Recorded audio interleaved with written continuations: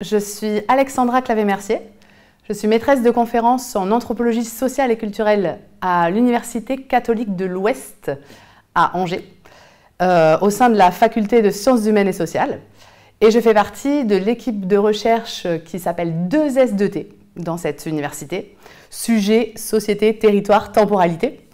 Et je fais aussi partie d'une autre équipe de recherche en tant que chercheur associé au laboratoire CITER et à l'équipe COST, plus précisément, Construction sociale et politique des espaces, des normes et des trajectoires. Donc c'est une équipe de recherche qui s'intéresse au rapport entre espace, politique et normes sociales. Mes travaux de recherche sont ancrés en anthropologie sociale et culturelle et ils portent plus précisément sur le rapport aux institutions et sur les subjectivités de personnes, de groupes qui sont minorisés, stigmatisés, particulièrement en raison de spécificités ethnoculturelles. Et ce, dans des domaines variés, que ce soit dans les politiques sociales, concernant l'école ou encore l'habitat particulièrement. Les personnes et les groupes auxquels je m'intéresse peuvent être des migrants ou des nationaux.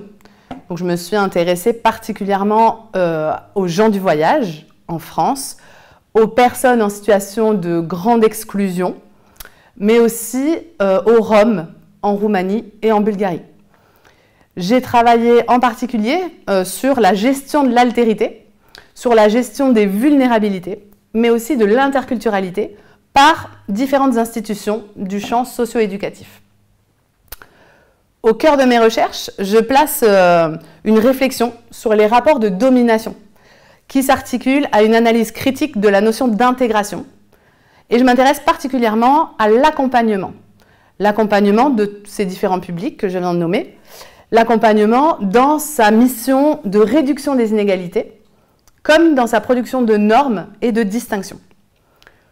En d'autres termes, mon travail essaye de rendre compte des subjectivités minorisées, des formes d'autonomie et de résistance aussi face aux institutions, mais aussi des effets de cette rencontre entre des publics et des institutions, des effets sur les acteurs de la prise en charge ou de l'accompagnement, qu'ils soient scolaires ou social. Donc plus précisément, il peut s'agir par exemple d'interroger les catégories qui sont utilisées pour nommer certains publics. Il peut s'agir de mettre en lumière la diversité des situations locales, au-delà de représentations homogènes. Il peut s'agir d'analyser les pratiques des acteurs concernés et les expériences que font les intéressés.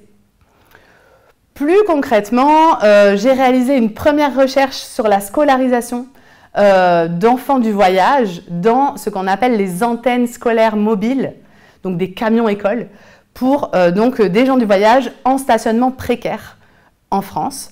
Et puis par la suite, j'ai réalisé une autre recherche ethnographique, toujours, au sein d'une école de tziganes, entre guillemets, c'est comme ça qu'elle était appelée, dans un village en Roumanie. Dans cette école-là, les personnes identifiées comme tziganes entretenaient avec les institutions de manière générale, et dont l'école plus précisément, un rapport assez ambigu, souvent vécu comme problématique, et c'est ça que j'ai essayé de comprendre en profondeur aux côtés des élèves, aux côtés des familles, au quotidien. En élargissant un petit peu la focale, ma thèse de doctorat, en anthropologie toujours, s'est intéressée aux dynamiques migratoires de Roms bulgares qui vivaient dans les marges d'une grande ville française, une métropole, pardon, là j'ai dit n'importe quoi, donc je la refais. Je me suis intéressée aux migrations de Roms bulgares qui s'installaient dans les marges d'une grande ville française, dans des squats et des bidonvilles.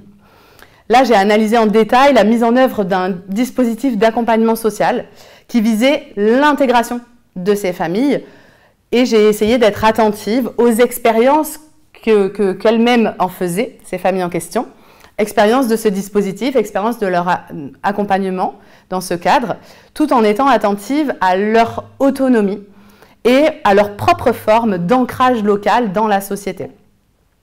Donc j'ai notamment interrogé les dynamiques identitaires qui découlaient de l'accompagnement dans ce dispositif et les conséquences dans la vie quotidienne des personnes et des familles concernées, et dans leur relation avec leurs pairs.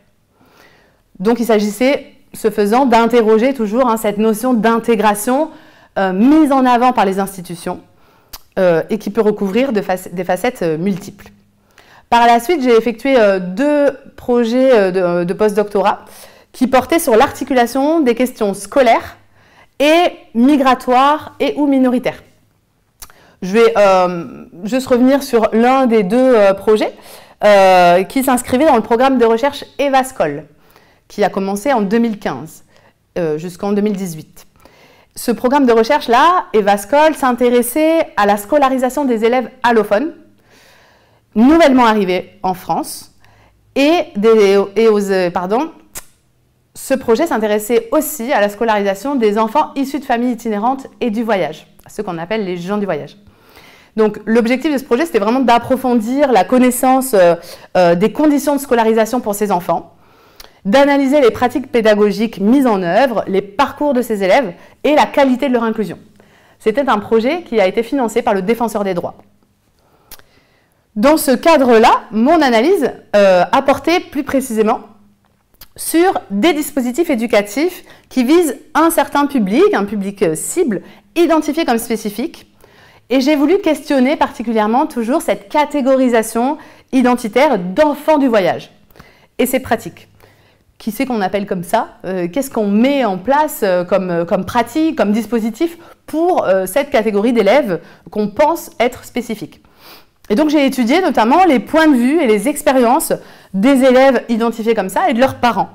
Et globalement, je peux dire qu'il en ressortait une appréciation positive d'une adaptation de la scolarité qui leur était proposée, mais pas tant au niveau ethnique ou identitaire, alors que ces dispositifs en question étaient construits de cette manière, mais ce qu'il en ressortait, c'était plutôt une appréciation de ces dispositifs au niveau des modalités pédagogiques qui étaient mises en œuvre.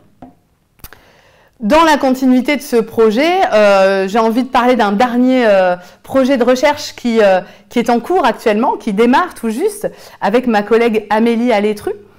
C'est un projet sur les interactions entre les enseignants et les enfants du voyage.